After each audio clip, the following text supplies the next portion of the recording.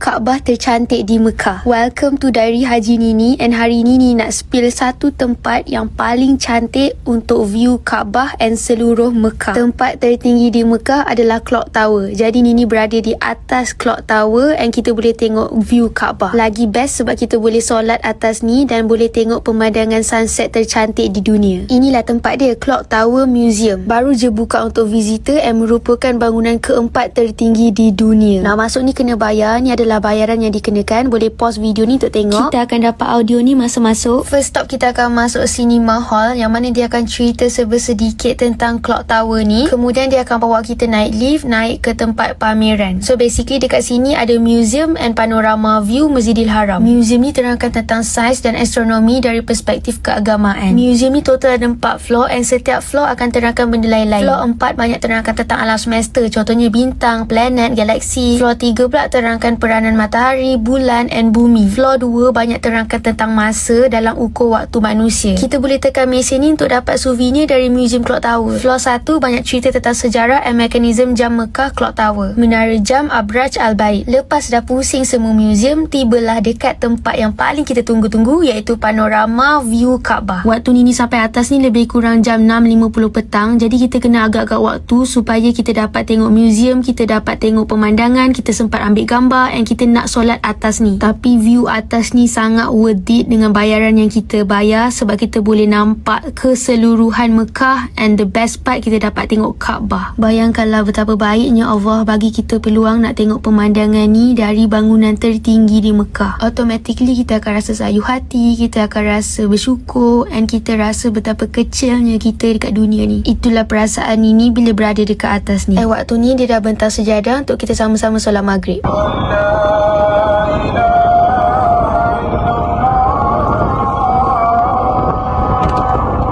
Di sinilah titik tengah kiblat dunia untuk seluruh umat Islam dan tak pernah kosong untuk orang buat beribadah sejak zaman Nabi. Inilah Kaabah.